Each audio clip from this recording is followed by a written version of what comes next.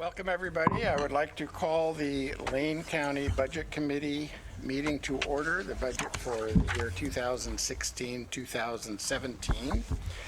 And as a start, we are required to notify everyone that this is a public meeting of the Lane County Budget Committee, and the official minutes of the meeting are being recorded as authorized by ORS 192.650 subparent 1.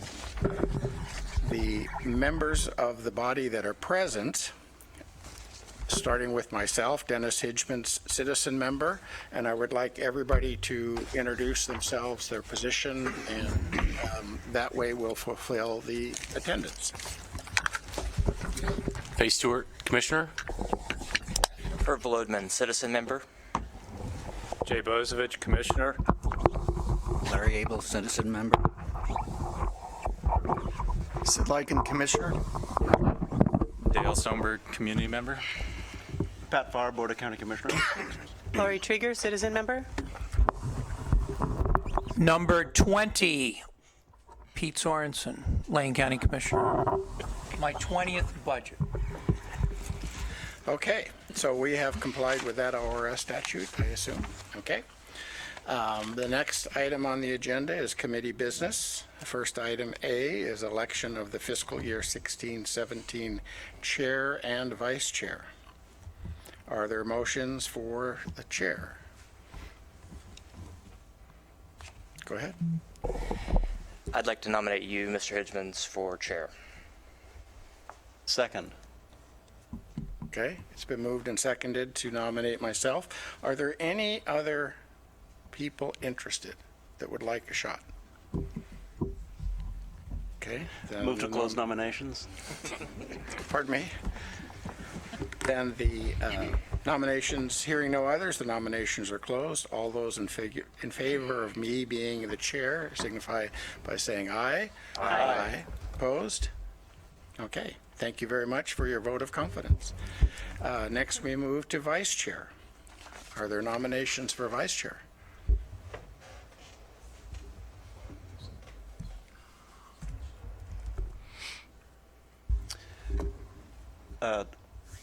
I nominate Herb Volodman.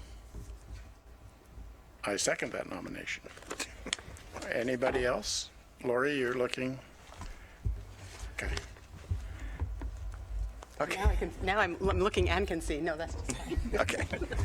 Okay. I was looking to Herb to make sure that he's accepting the nomination. I'll accept the nomination. Okay. So it's been, without any further motions are closed. All those in favor of Herb being elected as vice chair, please signal by saying aye. Aye. Opposed? Okay. Congratulations.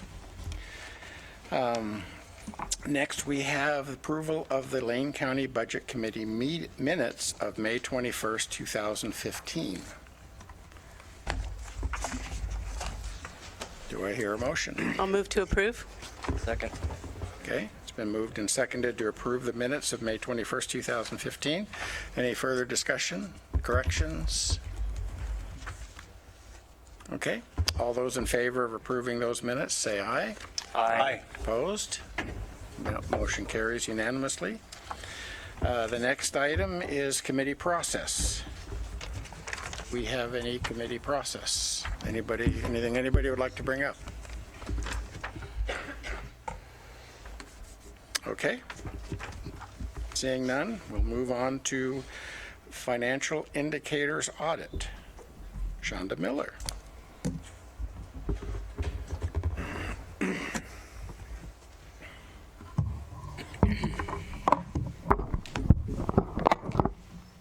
Thank you, Chair Hidgmans, members of the Budget Committee. I'm happy to be here to present on my financial indicators audit. I wanted to share that I had a student intern who assisted me on this audit, Ellie Austin. She's graduating this June with her master's in public administration. And if you'll bear with me, I'm going to move fairly quickly through my presentation and leave enough room for questions at the end. And copies of the slides are available. I believe they'll be made available on the county's budget webpage And the audit report and infographic are available at lanecounty.org/Lane Audits. The audit objective was to provide residents and public officials with information on the short and long-term financial health of Lane County government. For the overall conclusion, we found Lane County's current financial health is stable. Lane County has sound financial and debt management practices and strategic financial planning. We also found declining revenues, growing expenses, and aging assets challenge the county's long-term financial health.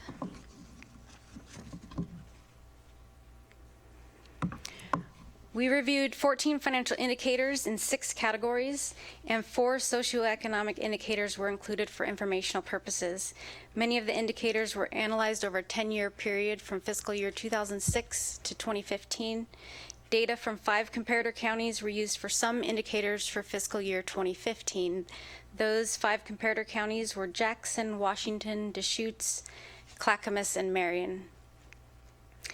Most indicators are presented using constant dollars to account for inflation, meaning the dollar amounts were adjusted for each year prior to equal the purchasing power in 2015. So the first indicator is the general fund balance.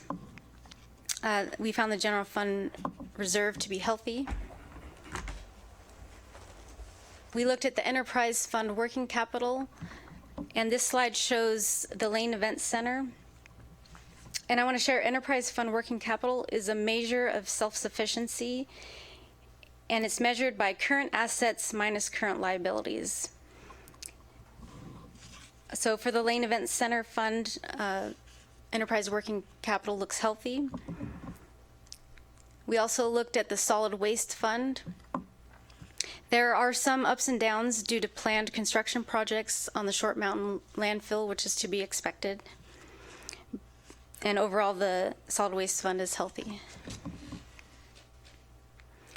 We found adequate liquidity, and liquidity is calculated by taking cash and short-term investments and dividing by current liabilities. Adequate liquidity is represented by at least being greater than a 1-to-1 ratio.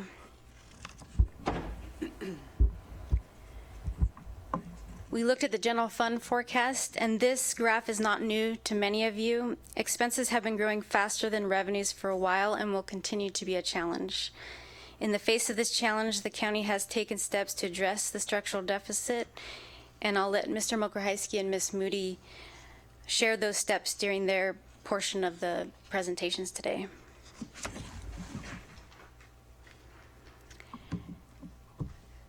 We looked at property taxes collected per person and found that property taxes per person was fairly flat when adjusting for inflation until the jail levy beginning in fiscal year 2014.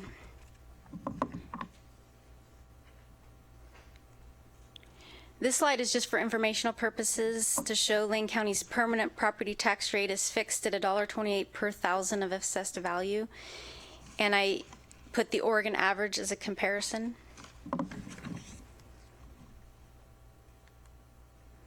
Also, for informational purposes, in 2015, Lane County received 12% of the property tax revenues collected. So of the total property tax bills, a portion goes to cities, schools, the county, and then other tax districts. For comparative purposes, we compared the distribution of property taxes to the 5 comparator counties. And as you can see by the blue portion of the graph, that is for cities. And we found a higher percentage of property taxes are distributed to Lane County cities than the other 5 comparator counties.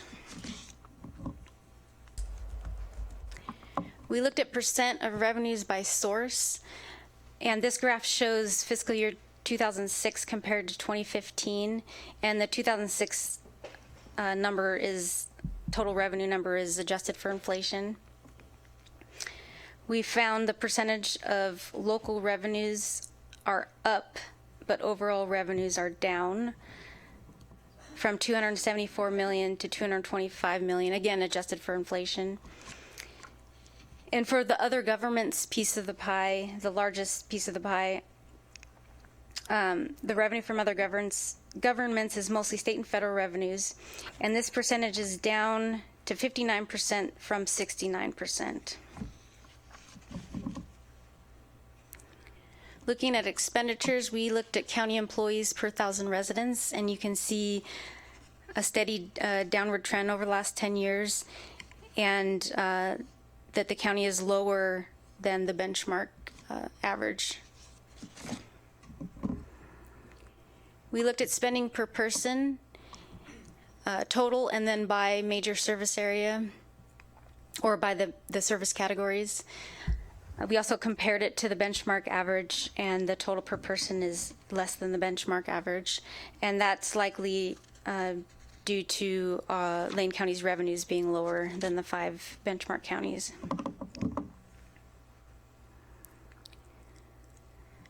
In looking at debt, we looked at the percentage of spending used for debt and found that the county is managing debt well. Again, I'll let Mr. Mokrahysky and Ms. Moody share the county strategies for managing debt.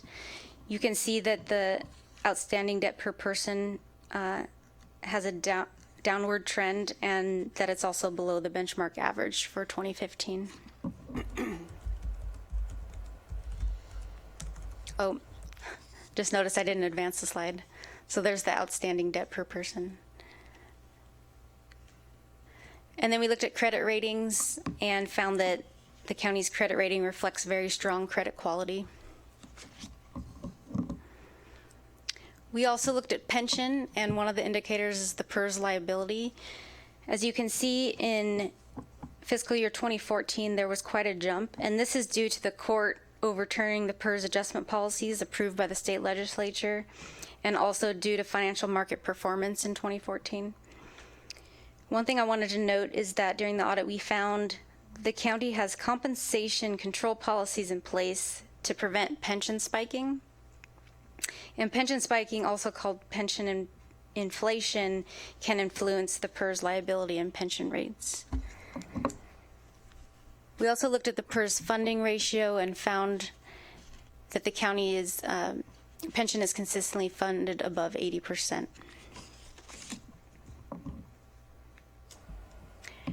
We looked at capital assets aging and found that the county's capital assets are aging in all categories analyzed, putting the county at risk for significant replacement or repair costs or service disruptions. We looked at capital asset categories of infrastructure, buildings and improvements, and machinery and equipment. And the infrastructure category, that is the roads and bridges category. And so this slide shows capital assets aging for government activities. And then on this next slide, What's the decimal reference there? so capital assets aging, it's a factor. Let's see. I don't have it in front of me, but I believe it's the depreciable assets minus the depreciation divided by the total depreciable assets. So a factor of 1 would be like a brand new asset with no depreciation. And it's hard to see, but in fiscal year 2006, for government activities, it was 0.67, and then in 2015, it's 0.57. So when you see a trend downward, that's an indicator that your assets are aging. So this slide shows assets aging by business activities, which are the enterprise fund activities such as the Lane Event Center and solid waste. And you also see a trend downward there. And then again, for informational purposes, we looked at 4 socioeconomic indicators. This first one is labor force participation. In 2014, Lane County was about 60% labor force, actually was below 60% labor force participation. And labor force participation is different than the unemployment rate in that it is based on those working or actively looking for work. We also looked at personal income per person and compared that to to Oregon and the U.S. And you can see that Lane is lagging below Oregon and the U.S. and that when adjusted for inflation, it's been fairly flat. Percent of residents receiving food assistance.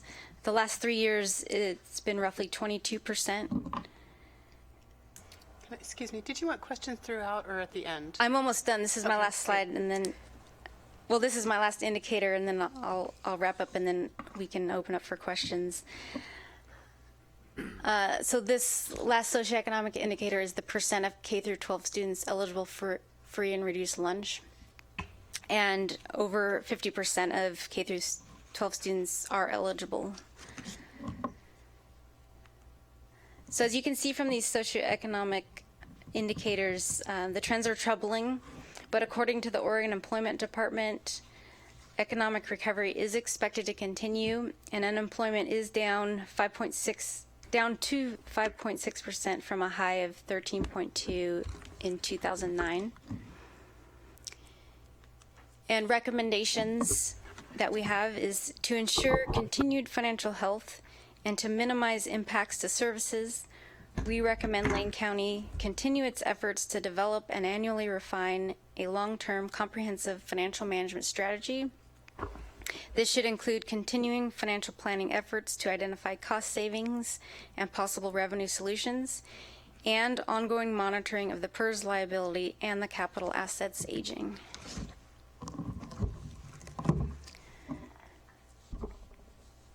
So I'm happy to answer questions. Questions? Lori? I had a couple of questions. Well, I'm sort of working backwards. The food assistance, was that based on SNAP benefit recipients or private nonprofit food assistance, or what was that number based on? Yeah, this was just federal food assistance such as SNAP or food stamps. And then back in, I think it was 8 or 9, number 8 or 9, where you had the spending per person. Oh, Yeah, go there. Whoop. Nope. There. Do you have those numbers by category relative to the benchmark or to other counties as well? no, I did not. I just benchmarked the total amount to get at the service area was difficult because different counties provide different services, and then how they report their financial numbers was a little bit different. So Okay. Thank you. I might come back to something else, but that's it for the moment. Thank you. Okay. Anybody else? Commissioner? I just wanted to comment on those socioeconomic indicators. I think it's great that in a discussion of the health of the county that you included some less tangible data dealing with the county's finances, but in fact is real data that you can benchmark and use in future years for specific socioeconomic indicators of how we're doing as a county, and specifically the labor force participation. Don't you have one on SNAP benefits, one that Lori was just asking about? I think there's one in 50%. Yeah, there it is. K to 12 eligible for free or reduced lunch, 53% for 2015. So to me, these are really good grounding socioeconomic statistics that kind of tell the public that isn't necessarily following all the decision making at Lane County government or any particular government, but it gives us a good data to go on and really shows pretty vividly, what some of the challenges are. Thank you. Thanks. That's a perfect, actually, to sort of follow up the other question I was trying to grapple with how to ask it, but that's a great frame for it is when we look at things like and I completely agree with what Commissioner Sorensen was saying, is when we look at things like the rate of employment, and I appreciate that includes people looking for work, but it doesn't match the measure for unemployment. Looking at what the average wage is of the jobs in the county gives us a real picture of what the recovery looks like, because what we do know, although we're not showing it here, is that the kinds of jobs that people are recovering into are at wages far less than and without the kinds of benefits or more secure future and retirement than we had before the recession. So that might be a useful companion piece to show, rather than just what that employment rate and what that labor workforce looks like, but what those wages and benefits and what kind of job stability the people in those jobs have would give a fuller picture. Thank you. Commissioner Farr? Thank you, Mr. Chair. You know, and that's a segue into the question and comment that I was going to make. I'm looking at the slide per capita personal income, which has Lane County always significantly below, or since 2005, significantly below Oregon, and more significantly below the United States.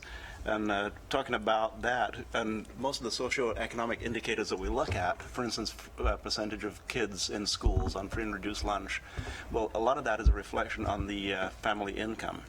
And when Lane County is lagging so far behind even the rest of the counties in Oregon, which is lagging far behind the United States, then there's something happening here, very specifically, that is causing family income to be reduced. And that's something that as a board we talk about pretty regularly, is how do we bring higher paying jobs to Lane County, and how do we put more people to work in Lane County so that the family income can raise and thereby affect not even sneaking in the back door effect, in fact directly up front, the actual socioeconomic indicators by putting more people to work. And how can we do that? And that's something we talk about quite frequently, and something the Budget Committee should require of us as a board, is to affect these numbers in the ways that we can affect the numbers, put more people to work, lower the number of people who are living in poverty, lower the number of kids who are having to rely on free and reduced lunch at school, which exacerbates the problem during the summers when school's not in session, when kids don't have free and reduced lunch, other than the ones that are provided by Food for Lane County at the 70 or so meal sites in the summer. So the socioeconomic indicators really are prey to the per capita personal income, which affects what families can the discretionary income that families have to spend on nutrition and on making certain that the kids, in particular, are not suffering from the need for federal assistance to have food.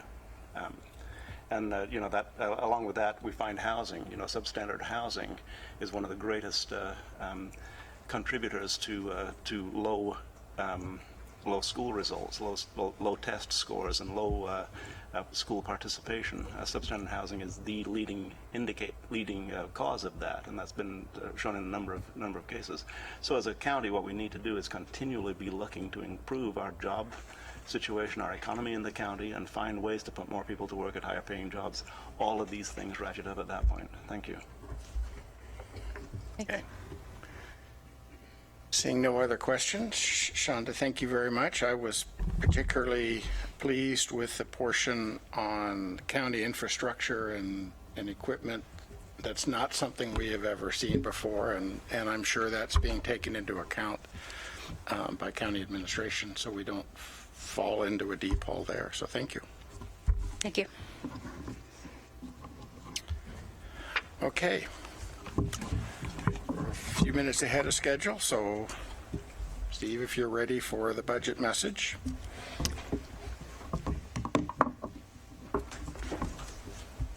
Okay, Mr. Chair, members of the Budget Committee, good evening. It's my pleasure to present, we're going to pull up some slides here, and I want to say good evening to our directors, elected officials, our staff, members of the public who are here. And it is my pleasure to present to you the fiscal year 2016-17 proposed budget. We prepared the proposed budget recognizing the scarcity of resources in Lane County and our obligation to taxpayers to live within our means. As we all know too well, Lane County's scarcity of resources has been created by the steady decline in federal timber receipts and the recent end of Secure Rural Schools funding, as well as one of the lowest county property tax rates in the state, as Ms. Miller discussed. This graph that you see here and that we'll try to bring up, there it is, on the screen, shows the 91% decline in SRS payments since 2001, which represents approximately $34 million in estimated annual revenue eliminated from our budget annually from just 10 years ago. So $34 million eliminated annually from our budget, both in the road fund and the general fund, just from 10 years ago. And most local governments across the country have faced declining resources due to the housing bubble and Great Recession, combined with the growth in health insurance and pension costs, but few have experienced the virtual elimination of their primary revenue source. This reality has focused us on managing limited resources and working to solve community challenges, but it also causes us to pause and reflect on the impact of scarce resources. So what happens when we have less of something than we need?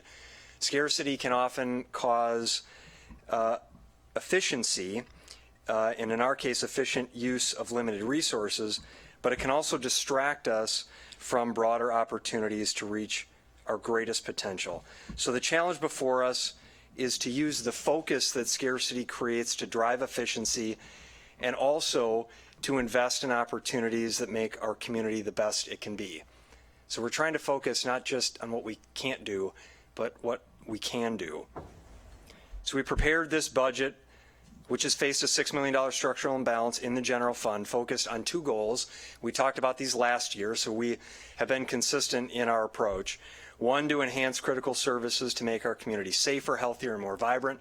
And two, to create long-term financial stability through a structurally balanced budget. So let's start with our goal to create long-term financial stability.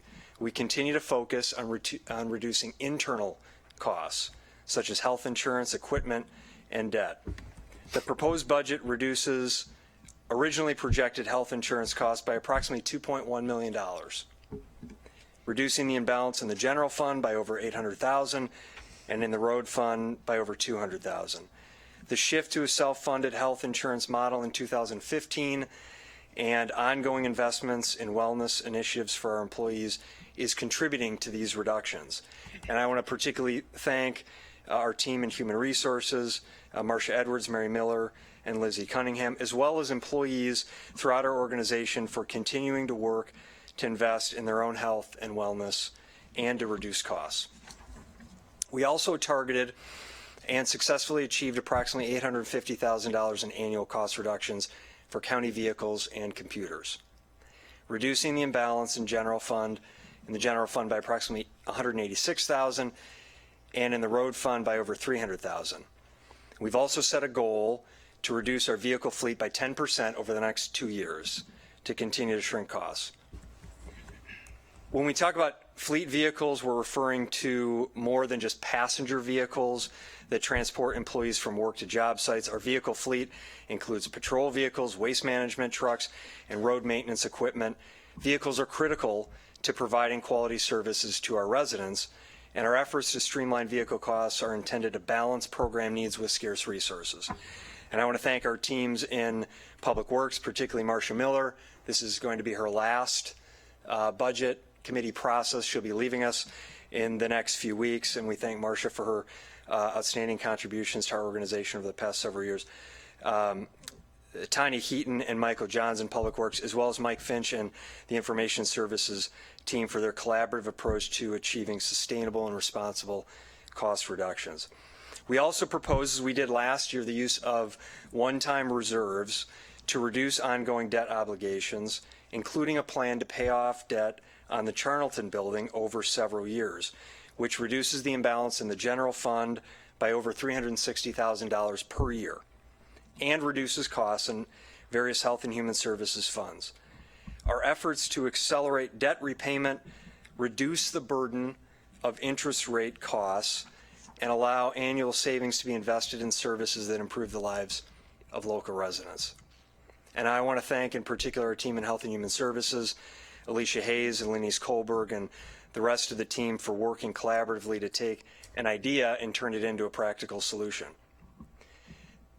So just on those three areas, every opportunity that we can take to reduce our internal costs that doesn't impact direct services to the community allows us to free up resources that we can put into services that will impact the lives of our residents. The proposed budget eliminates 22 positions across the organization that, although they're funded in the current fiscal year, are vacant. That means that no employees will be laid off as a result of this proposal.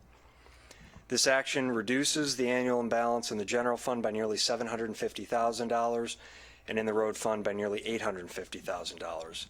We've taken great care to target reductions that are sustainable and limit the impact on direct services to the community. The voluntary separation incentive program and weekly vacancy review committee process that we initiated over the past year are two examples of proactive programs that have allowed us to reduce costs and minimize service impacts. And let me be clear that these reductions will present challenges and they will cause pain. The fact is that we continue to push the boundaries of what is possible with less, and there's ultimately a breaking point in that tension. So we need to be mindful of the challenges created by these reductions and continue to support the work of our dedicated and talented employees in meaningful and creative ways. And I'll talk in a minute about how we can do that. Creating long-term financial stability also requires stable ongoing revenues and aligning revenue with the highest priority services. The proposed budget makes several adjustments to current revenue that allow us to stabilize current service levels, including shifting National Forest harvest revenue to support patrol operations, shifting car rental taxes to support debt payments, and adjusting state timber payment in lieu of taxes and marijuana revenues to reflect actual trends or anticipated receipts. These proposed solutions that reduce expenses and align revenues with community priorities result in approximately $4 million in structural fixes to the annual imbalance in the general fund and over $2 million in structural fixes to the annual imbalance in the road fund, while using reserves to close the remaining gap for one more year. The proposed budget substantially closes the imbalance in both funds and moves us one step closer to eliminating the structural gap next year, thereby creating long-term financial stability.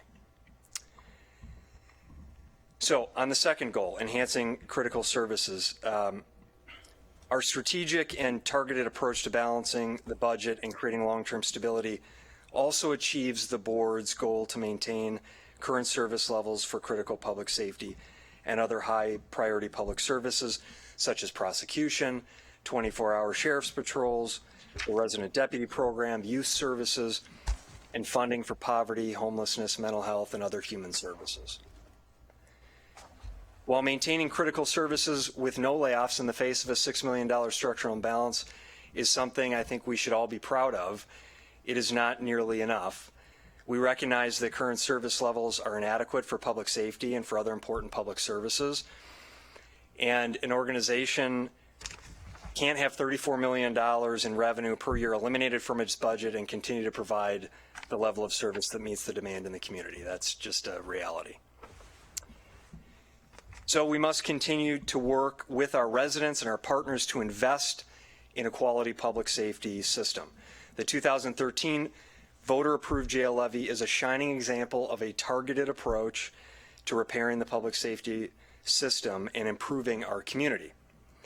Lane County voters entrusted us with additional resources, and in response, we've exceeded the promise from the start. Next year, the Sheriff's Office will maintain at least 322 beds for local offenders, 67 more than promised as part of the voter-approved levy. So this chart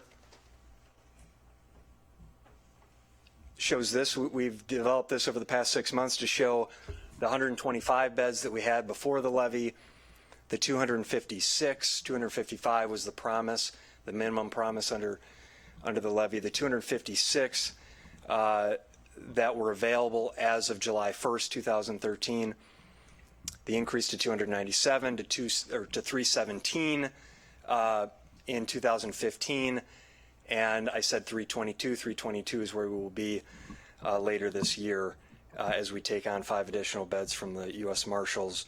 Decline in revenue, we'll add those to the local bed population. In addition, 8 youth treatment and 8 youth detention beds continue to be available for youth offenders. Independent audits conducted at the end of each fiscal year have found that the county complied with all requirements of the levy. We've also contributed $6.5 million more in general fund support for the jail operations from original projections due to unanticipated SRS payments we received in 2014 and 2015. The number of beds and additional general fund support are great outputs, but the natural question is what is the actual outcome that the Sheriff's Office has delivered from these investments? As a result of the additional levy and general fund resource in the jail, capacity-based releases have dropped by 65%, and no Measure 11 or violent offenders have been released pretrial due to capacity issues. And that was the point. That was really the point, was to stop that revolving door in the jail, and it is working. The overwhelming success of the jail levy in making our community safer has made us pause and consider opportunities to make additional targeted and strategic investments that impact the quality of the public safety system. We need to acknowledge that in order for the public safety system to work, it needs to function as a system with proper investments in each area of the system. So I'm going to let this busy chart soak in for a minute and say that despite the, I got it this time, Devin, I think. It's good to have people watching out for you. Despite the $6 million structural imbalance in the general fund, the proposed budget increases the amount of general fund support for jail operations to make several targeted investments in reducing the cycle of crime. So this is, I'm not going to go through all of this. It's a bit of a busy chart, but we developed this, and this is the first time that we've shared this publicly. And the goal here is to really demonstrate that the public safety system needs to function as a system. So we talk a lot about jail beds, and we talk about patrol, and we talk about different pieces of it. But in order to have a safe and healthy community, you've got to have all of these things working together. You have to fund adequate patrols in the urban and the rural and unincorporated areas. We have to have jail beds that are available for offenders, to house offenders. We have to have prosecution to actually file cases. We have to have supervision through our parole and probation operation. That's the circle. And throughout that, in the middle, we have to have access to mental health services, substance abuse services, other community-based services, crisis community centers, job training opportunities, housing. All of these things have to be working together in unison. I will say that one of the really exciting things for me over the last couple of years has been working in this community around these issues, that there is such a recognition between the public safety agencies, the social service organizations, our health and human services department and operations, around how we all impact each other. The silos, I think, have come down in that regard, and there's great collaboration that's happening among the system. But we as a community need to understand that we need to look at investing in this system as a whole. And we know that at least 60% of the individuals in the jail have mental health issues. The jail is not the best place to treat people with mental illness. You can take a tour of the jail, and the sheriff's staff will be the first ones to tell you that. Therefore, we propose funding 3 new mental health positions and 1 new probation officer that will be dedicated to engaging individuals in the correction system in ongoing treatment services, as well as connecting individuals to community-based services upon release. The goal of enhancing these services is to reduce the number of individuals continuously cycling through the system. You see the stop sign? That's the goal, is to stop it there. And connect individuals with proven treatment services that break the cycle of crime. The district attorney has also taken a new strategic approach to dealing with the backlog, particularly of low-level felony crimes. During the past 7 months alone, the DA's team has filed over 800 more felonies than the prior year. I had a specific number, but that number changes because they keep filing more of these, so I'm just saying over 800 to date. This new approach is successfully connecting offenders to services, leveraging additional state resources, and making our community safer. Therefore, we propose an additional targeted and strategic investment in 2 new positions for the DA's team that will seek to reduce the number of no-file cases by an additional 400 per year. Recognizing the significant increase in the number of individuals in supervision as a result of these additional cases being filed, we also recommend that the Public Safety Coordinating Council consider allocating additional Community Corrections Act state funding next year to address staffing levels in parole and probation. In addition to mental health and supervision enhancements in the jail and prosecution support for the DA, we are enhancing support for community-based services. We recently opened a new community crisis center. Commissioner Stewart talked about this and toured it, I believe, last week, to address the needs of individuals experiencing mental health crisis that would otherwise utilize an emergency room or the jail. We are expanding other crisis services, including CAHOOTS and crisis respite housing options, including a new youth respite and shelter program at our Surbu campus. We're working to expand the Jail Intercept program for individuals in the jail system that can be better served at the Lane County Behavioral Health operation. So we need to continue to target strategic investments that support a well-rounded and coordinated public safety system. And we also have an obligation to taxpayers to responsibly manage the resources that they have entrusted to us. The jail levy is, again, I think, a shining example of responsible use of taxpayer resources. Lower than anticipated jail expenses in the first 2 years of the levy, as well as actual levy, general fund, and other revenues have exceeded projected amounts and have caused us to pause and consider the bigger picture of our responsibility to taxpayers. During the development of the proposed budget, Sheriff Trapp presented an idea.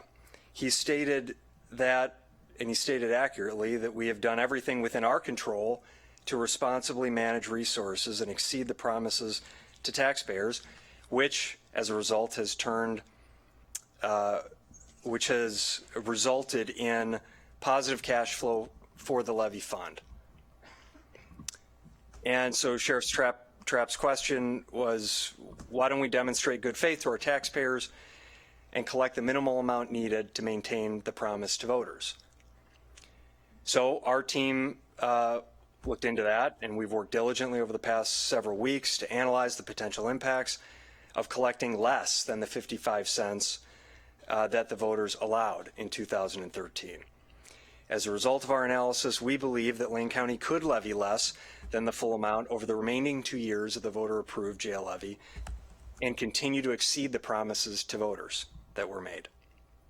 Therefore, I'm pleased to support Sheriff Trapp's idea, and together we recommend to the Budget Committee that you consider reducing the property tax levy for jail operations for the next 2 fiscal years. We will present specific options for the Budget Committee to consider during 2 upcoming work sessions, and we will need to consider and identify a solution that ensures funding provided for youth services under the levy remains stable. So that's an important consideration, but again, we'll have that conversation and we look forward to it.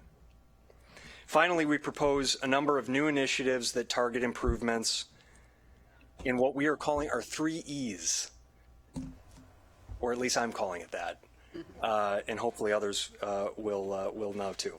Economic development, equity and human rights, and employee development.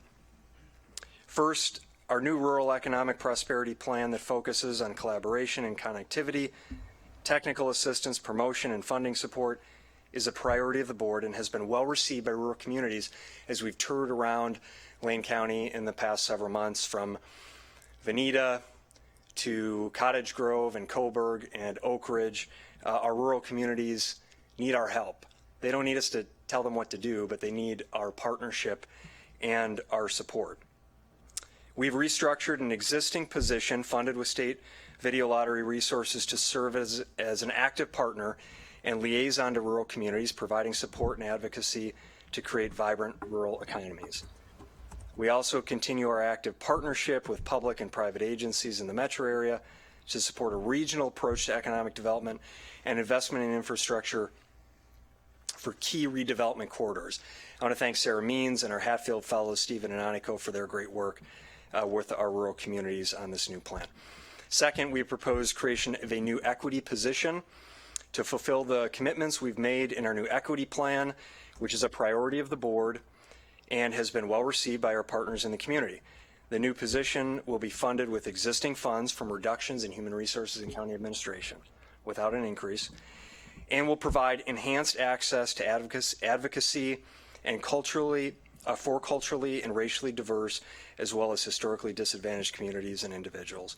This plan represents our respect for all people, perspectives, and ideas, our desire to establish a formal structure to institutionalize our values, and our commitment to continuing to improve our services and our role in the community.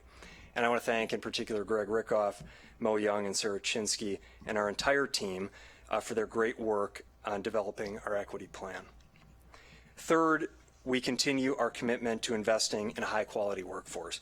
Over the past year, as we talked about last year in the proposed budget, in the past year, we have implemented a new performance management system, a learning management system, continuous improvement program, and employee recognition program to support ongoing development of our dedicated and talented employees. Over the next year, we will be investing in leadership development, succession planning, and new talent development to create a robust pipeline of talented employees to take on the challenges of the future. So, Lane County provides, we all know this, provides vast and diverse services that make our community safer, healthier, and more vibrant, from public safety, public health, and public infrastructure to serving the basic needs of the most vulnerable people in our community. I oftentimes refer to cities as being an inch wide and a mile deep, and counties being a mile wide and an inch deep. And I think that appropriately encompasses Lane County. We are large geographically, we provide a vast amount of services, and we have very little resources to do that. But we're striving to do the best we can with those limited resources, and we are using the focus that scarcity creates to live within our means and drive efficiency, as well as to invest in opportunities that make our community the best it can be. I want to express my appreciation for the great team in Lane County. Thanks to our outstanding budget team and department leaders and staff for their hard work.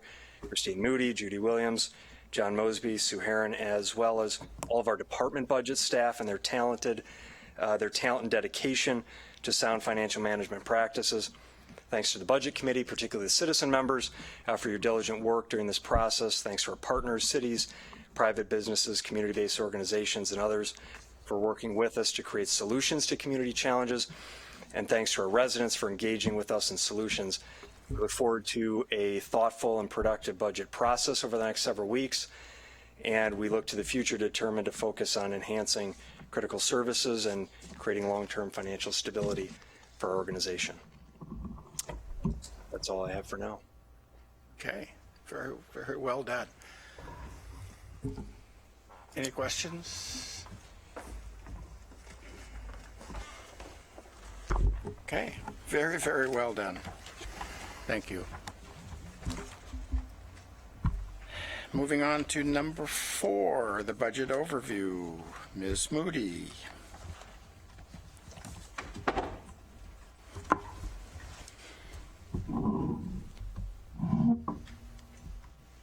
All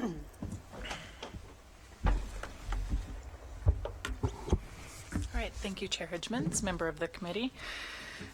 So I will give you an overview of the proposed budget, as you've seen in the past. So starting first with our total, can you hear me okay? Should I move the mic closer? Just in case I turn. Okay, so current budget that we're in for fiscal year 15-16, so we'll do a little bit of comparison for you between fiscal years and what is changing. So our current budget is about $599 million, while the proposed 16-17 budget will be about $566. So that's a decrease of $32.4 million.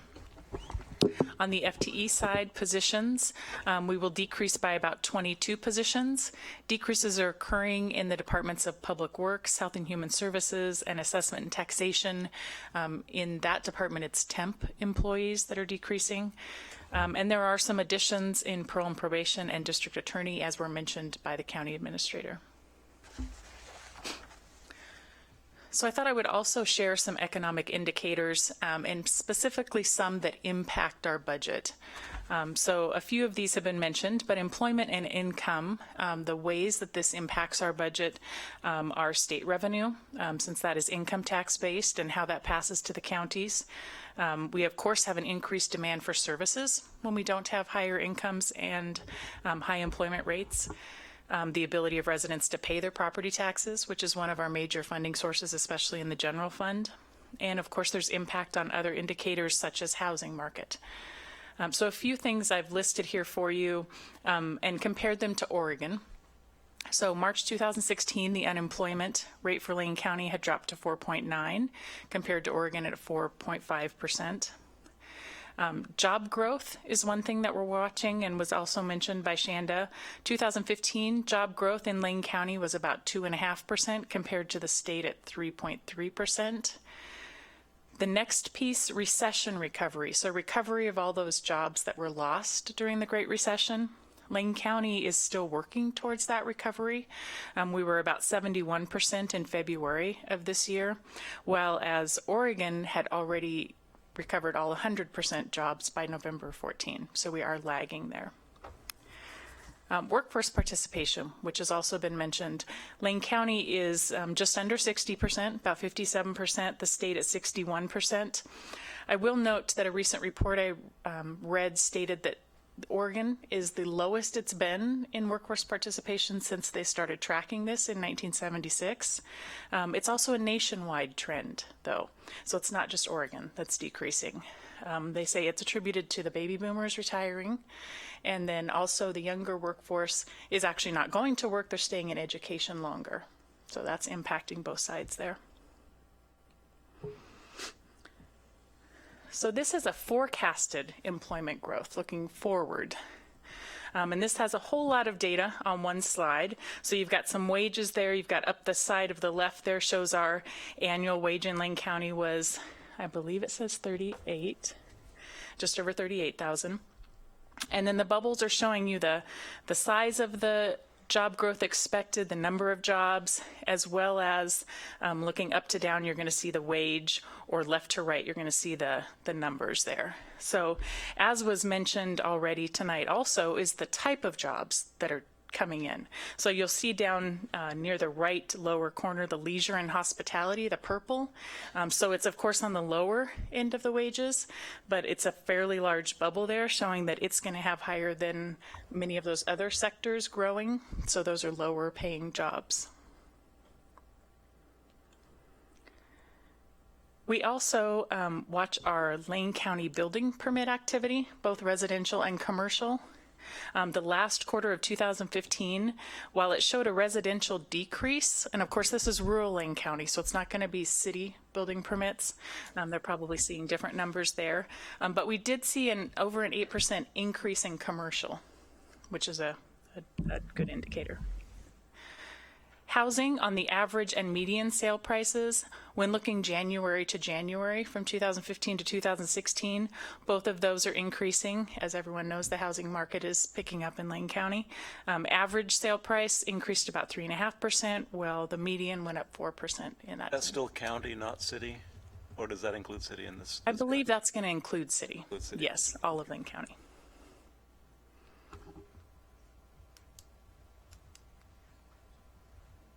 Whoops. Okay. Jumping all around. So then to get in a little bit about the budget itself, and the reason I go over these budget basics each year is to explain why Lane County builds our budget in a certain way, and then kind of breaking it down for people who might not be familiar with government budgeting. So local budget law, Oregon state budget law, dictates how we prepare our budget. So we budget at the fund level. So you will hear us talk about types of funds, the general fund quite a bit. So that is an accounting entity of self-balancing accounts. Each fund has to balance on its own. We then, below the fund level, go to the organizational unit, which for Lane County is our departments.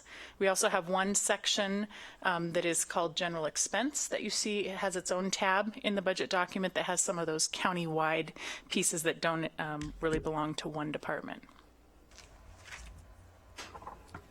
Then below the departments, we break things down into account classification, revenue and expenditures, and then resources and requirements. And as far as revenue versus resources, your revenue, according to statute, is going to be property tax and non-property tax. Money received from funding sources like state, federal grants, as well as our service fees, licenses, fines, those are all considered revenue. They typically will occur year after year. They're not going to be one time. Resources include all of the revenue that's been mentioned, plus any money that we're carrying forward, our reserve, or one-time transfers that might be occurring between funds. Then on the expenditure versus requirement side, expenditures are those ongoing expenses required for operations. They include personnel, material and services, capital outlay, and debt service payments. Then our requirements are going to be all of the expenditures plus any transfers or reserves or unappropriated ending fund balances. So a balanced budget is going to be when your resources equal your requirements.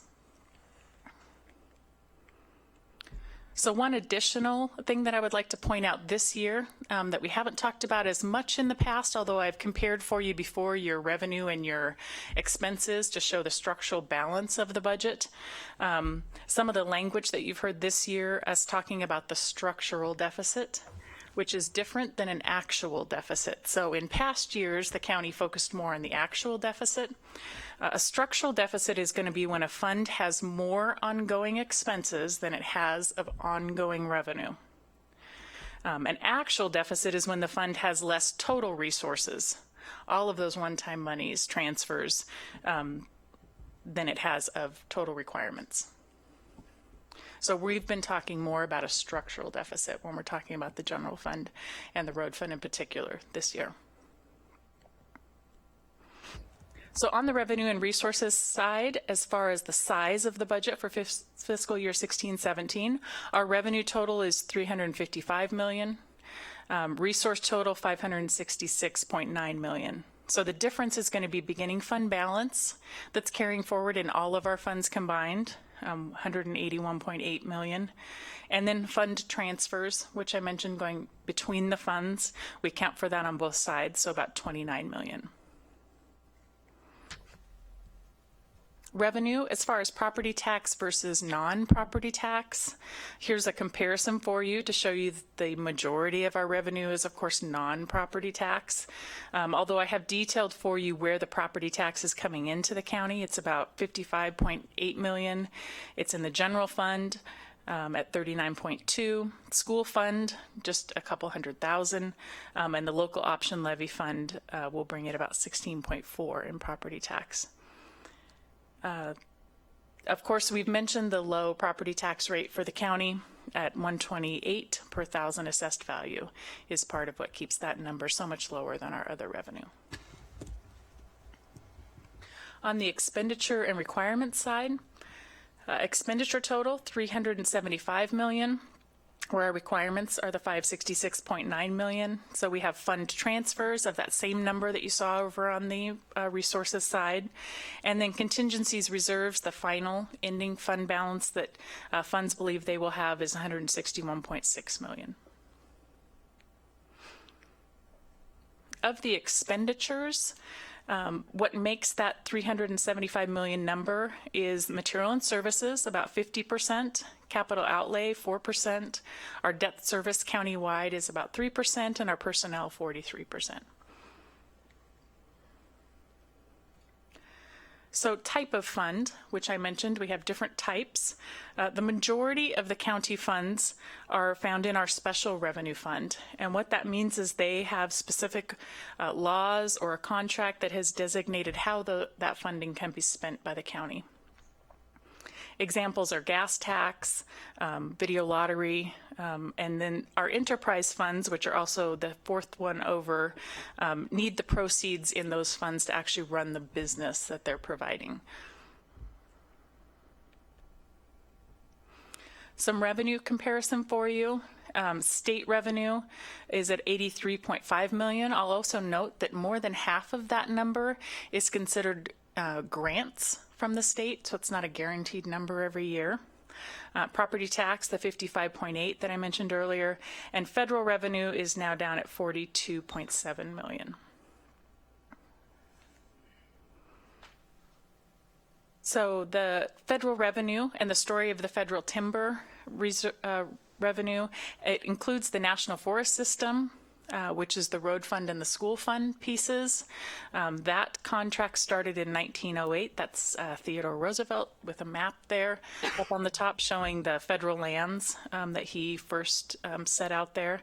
And then the ONC lands is the picture down on the left, the Bureau of Land Management. That revenue share agreement started with the counties in 1926, and that money goes into the general fund. And I didn't include the chart again. The county administrator already showed you that decline, and the reason that has happened is because of the change in the timber and the harvest practices and the lack of secure rural schools. Is it down on the floor? You can see it, no one else can. So the overall changes, expenditure and requirement changes, personnel is increasing from year to year by 1.27%, a very small increase. I also want to note that our benefits, which is usually the high driver on the personnel, is just over 0.5% of growth. And that is largely attributed to the self-funding and keeping those health rates down. And of course, not having a PERS employer rate change in this year keeps that pretty stable. Material and services are decreasing by 3%. Capital projects, which are very cyclical, are going down 20%. And debt service is staying stable, plus a prepayment that we will talk with you more about when we talk about general expense that was mentioned on the Charnelton building. So there's a slight increase, but it's only because of the prepayment. And reserves are staying fairly flat across the county. So the structural balance, imbalance many times, occurs when revenue is historically growing slower than our expenses. So some steps that were taken, some have already been mentioned, in 16-17 to try to better equalize that equation is the self-funding of the health insurance, the reasons that I think we covered these last year for you too, why we moved to self-funding, gives us more flexibility in our benefit design, and we realize the full savings whenever we get claims decrease. So those wellness initiatives are particularly important. And our internal charges, the fleet changes and the computer expenses, which are decreasing the structural charges on the material and services side. A little bit on reserves and why we have them. So we have to, in many of our funds, pay obligations prior to receiving those ongoing revenues that we've mentioned. Examples are the general fund. When you're relying on property taxes, those aren't collected until November, December, whereas the fiscal year starts in July.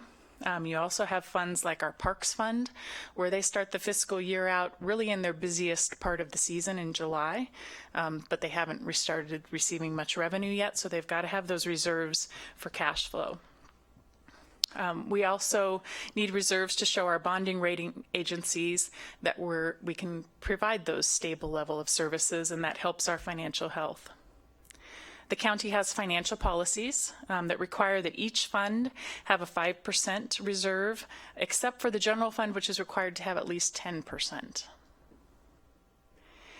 And it's been used as a planning tool over the years, including in the budget this year, as the county administrator has decided to use a couple years to structurally balance the general fund.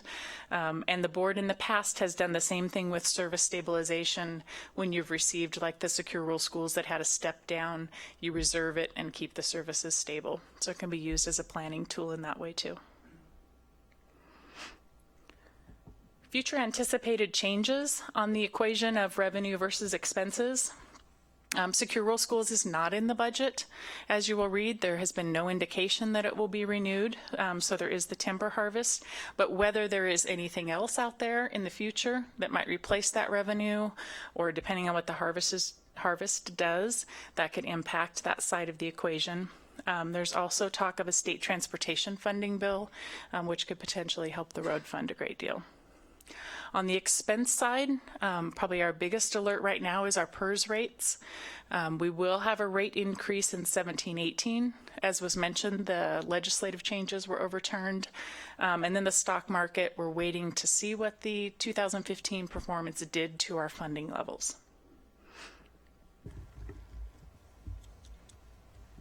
Despite these things, the financial health is good, stable, as was indicated from the financial indicator audit, largely in part to our strong financial policies that the board has adopted, keeping our debt levels low and decreasing, maintaining that good bond rating, and we're still a low-risk auditee with our external financial auditors.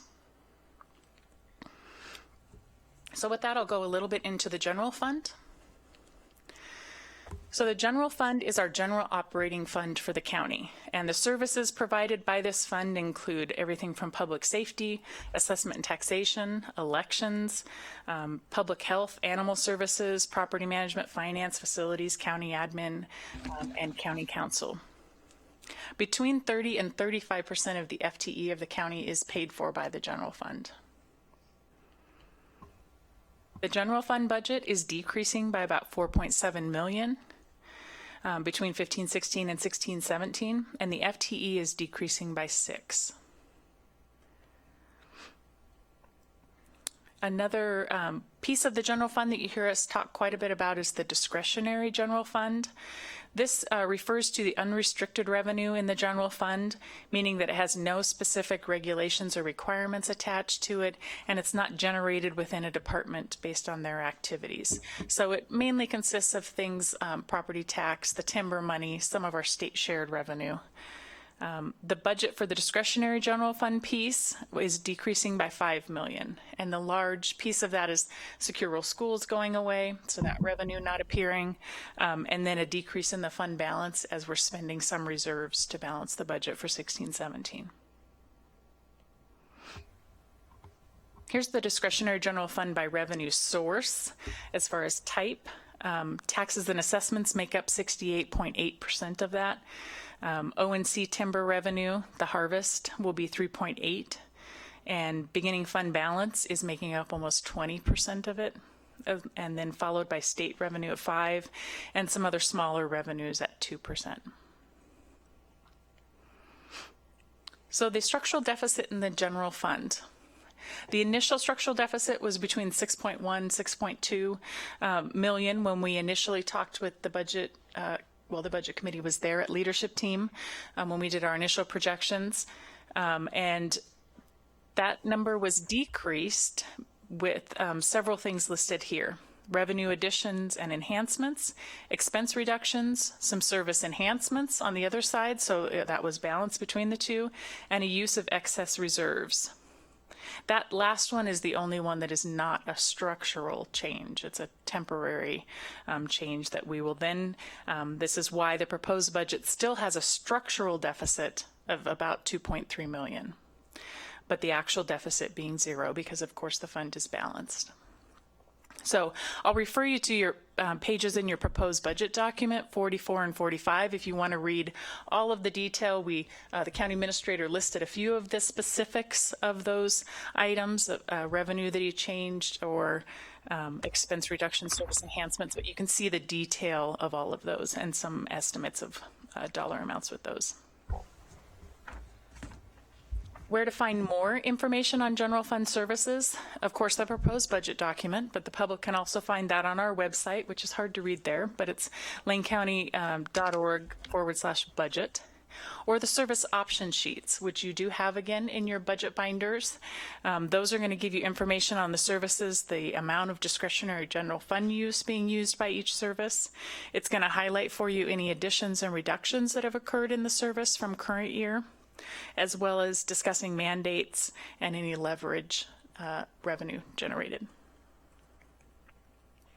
So just a little bit on looking ahead, 2017 forward. The general fund financial forecast. So fiscal year 17-18, as I mentioned, we have a structural deficit still in the fund. So we'll start with that number, and it will increase a bit due to whatever healthcare is doing in the market, the piece that we can't control, those costs. And then PERS rates, as I mentioned, are expected to go up, and any other personnel cost increases, as well as any revenue instability.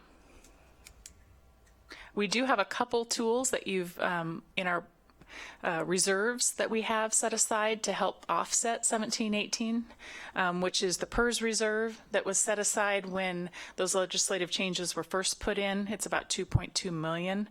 About a third of that belongs to the general fund. And then we have a service stabilization reserve to help finish that reduction of the structural deficit in 17-18 is the goal. Fiscal year 18-19 and beyond, we do still have the problem with expenses outpacing revenues, or if we ever come into a declining revenue, then that will impact the size of any structural deficit in the future. And with that, I'm open for any questions. Commissioner Sorensen. When the Board of Commissioners put out the vote on the public safety levy, we put out an information guide to inform the public about what our aspirations were. And one of the things our information guide said that a 55-cent public safety levy would allow Lane County to keep at a minimum 255 jail beds open for adult offenders and 16 additional beds for youth offenders, including associated treatment services. My understanding is, by looking at the charts that the county administrator put together, that that this budget uses both the levy funds to accomplish the goal of funding 255 jail beds, but it also uses general fund, the proposed budget uses general fund dollars to fund the jail so that additional jail beds will be provided. And I can't remember the exact number. It was 317, was that the? 317 is the current number, and 322 is the anticipated number next year. So we've already used general fund money in last year's budget, and now proposed budget use more general fund money to put the number of jail beds significantly above the 255 that we said we would fund when we went to the voters with the levy.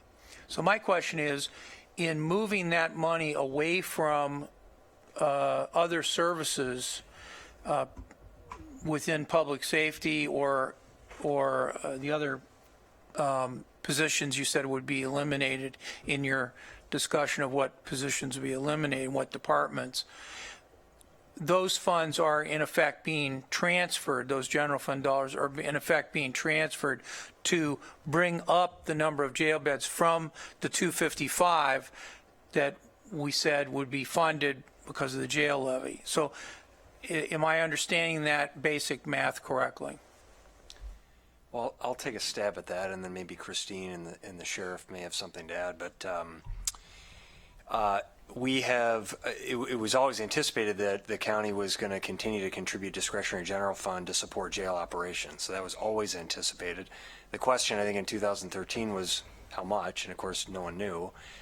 What it turns out is that we've exceeded the amount that was projected at that time. And again, as we said, that's largely due to the fact that we received SRS payments in 2014 and 2015, which we didn't think we were going to get in 2013 before the levy went out. So that's allowed us to continue to exceed the amount of general fund that's gone to the jail that we thought would be able to go there. The levy funds have been, it's my understanding, exclusively used for the housing component. So for the operations of making those beds available, and for other costs related to housing of offenders. There's a whole nother portion of the jail operation related to booking. that the general fund resources, it's my understanding, has largely supported and needs to continue to support. So I think it's always going to be an ongoing debate about how much is needed. I don't agree with the suggestion that the reductions being made in the general fund are allowing for more money to go to the jail to support those 255 beds, which are actually 317 beds, because it's really the jail levy resources that are funding the beds. And I'll ask Christine and the sheriff to correct me or elaborate. And by the way, I'll just say, I think we have, the criticism by the Register Guard that we have somehow not done what our levy was intended to do is incorrect, that we have used the funds for the purpose of the jail. It's been audited. It's been shown we've done that. And I have no problem with that. But I am curious about, well, we're going way above the 255 we said we would maintain.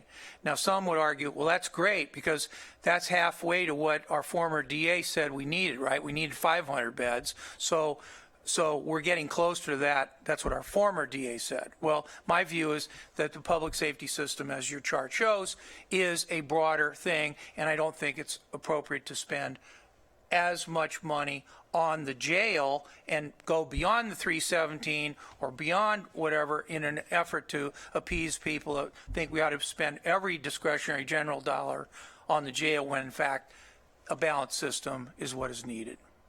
And I just, maybe right before the sheriff comments on that, I just say that I think a really important point here is that the general fund resources that are going to support the jail and in particular the additional general fund resources are going, as we said, to fund mental health services and supervision services that are intended to work with high-risk offenders that are repeat offenders and get them connected to services in the community so they're not repeat offenders anymore, which, if that works, should actually free up more beds, right? So you see how the general fund money is not going to support more beds being available. It's actually trying to stop that cycle and free up more beds for offenders that need to be in the jail and offenders that we can get connected to services and reduce recidivism. That is not only beneficial for the operations of the jail, but it ultimately should make our community safer. Chair Hitchmans, members of the committee. Commissioner Sorensen, to specifically answer your question, all local jail beds in the jail today, all 317, and as of July 1, I believe 322, are funded exclusively with levy dollars. There's no general fund funding jail beds. And there are a lot of other jail program or jail functions that are using other funds outside of the levy. A big user of that, like was stated, is the book-in process, the administration of the jail. So one of the things that I'll answer this with the philosophy of how we spent the jail levy revenue. So the community made it very clear to us that they wanted the jail levy revenue to be spent exclusively on jail operation. The purest definition of jail operation is housing inmates in the jail. Clearly, there's a lot of other pieces that you cannot operate a jail if you don't have, including administration. But I think from the community's perspective, administration is not quite what they were thinking about funding when they funded the jail. And so we have tried to be very careful on how we've managed those funds and not to spend those funds in a way that causes a need for discussion or argument about, is that really used in the intent of the levy? So by being very judicious in how we've applied those funds to the jail operations, we haven't funded other things that you could argue maybe we could have funded with the jail levy dollars. But for a number of reasons, we have found ourselves able to keep all of the promises made and clearly exceed, certainly in the capacity, and find ourselves today with the ability to do that without the full levy amount that can be levied. So I think we're in a spot now that we have to continue the course we took and the promise that we kept and the strategy we've employed to keep that promise and to not muddy the waters as we go forward. I think we could have this discussion. We have had it with the Register Guard a little bit over the past months. I think if we try to win an argument about using the money a little differently than we've been using it, losing that argument loses for a long time in the future, and I am just not willing to do that. So that's my position on where we're at, and that's why we've had this philosophy of where we're spending the money in a very reserved fashion.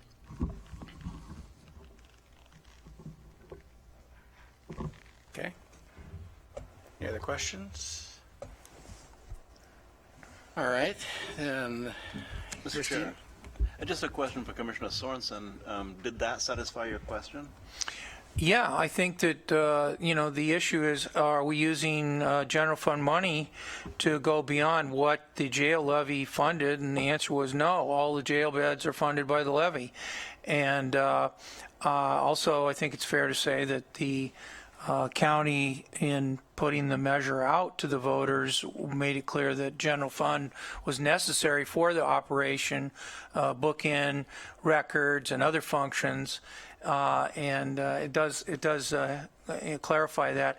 I think that it's fair to say we don't know what the upper end is. We may be approaching that. I don't know. Obviously, we have to be careful with how we budget the jail fund dollars the way we budget any dollars, but the jail levy dollars are certainly intended to be used until it runs out, or if it's renewed, we can continue to use it and keep those Measure 11 offenders in custody. Good. Thank you, Commissioner Sorensen. One thing that we've really emphasized a little bit, but not significantly, is the fact that we are looking at adding 3 mental health specialists, which in return will be reducing recidivism in conjunction with the parole and probation officer that's going to be added. Returning the, currently we have conservative estimates are 50% of our jail population is our men and women who are suffering from behavioral health issues. Well, the 3 specialists that are above and beyond the levy, this is funded by general fund money, that are going to be ultimately reducing recidivism and reducing the need for more beds for the habitual offenders that we are currently housing.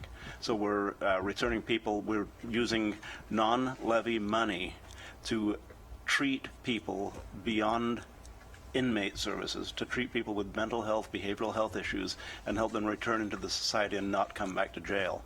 That's money that we're spending beyond the levy money. And so if we are adding money from general fund, the money is not going to beds, it's going to the additional services that we're providing, which includes a little bit of administration perhaps, but really the thing that I'm seeing in the jail is that we're looking at providing services that we've never provided in the jail, or we haven't provided for years in the jail. Okay, seeing no more questions, we will take a break till 7:05 and then open the public hearing.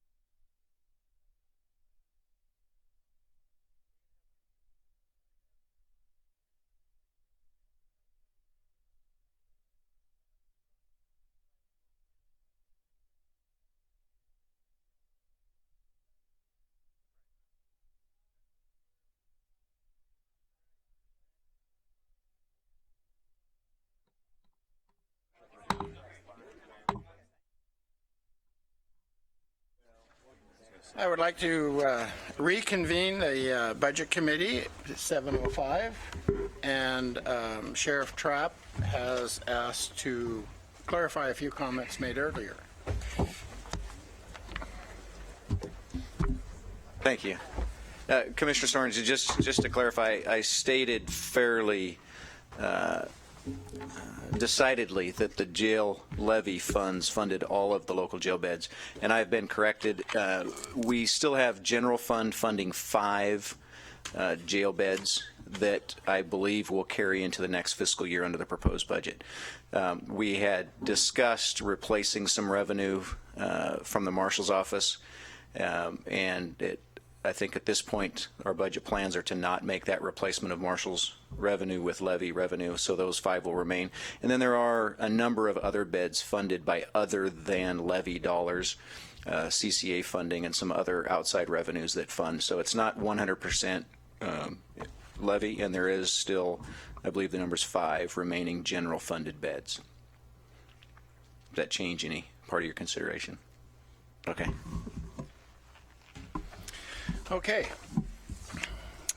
Next item is the public hearing, and there are no people that have signed up to speak.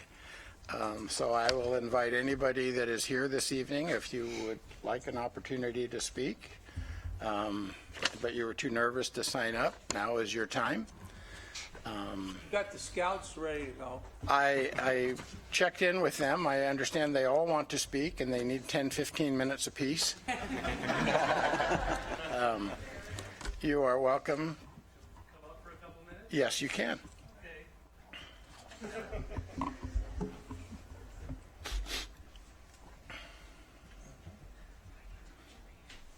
About right here, maybe? Sure. Okay. If you're not on the mic, you're not on record. Yeah, maybe better by the microphone. Over the podium. Official.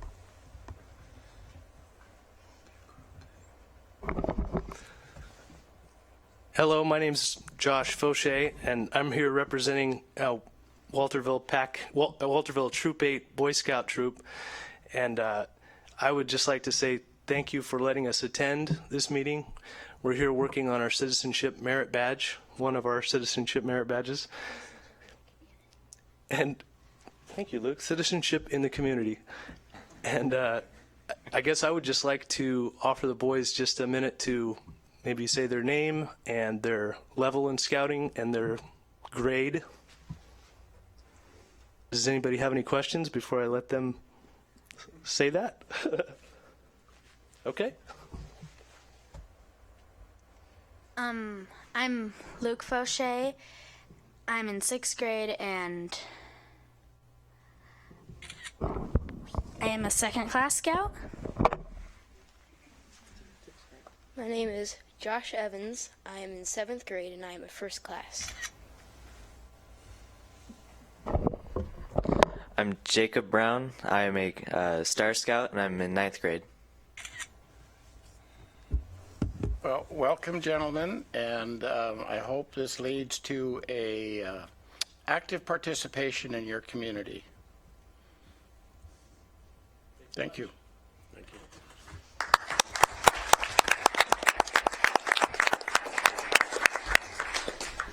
Okay, anybody else? Public speaking, going once, going twice. I will close the public hearing, and I believe we have some handouts and committee business to attend to.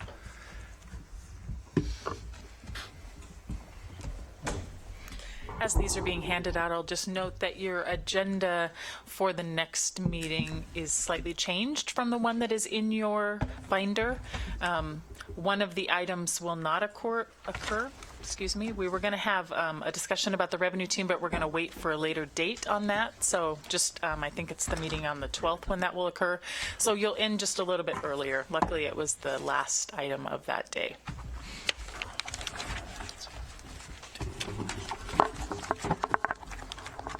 Anything else?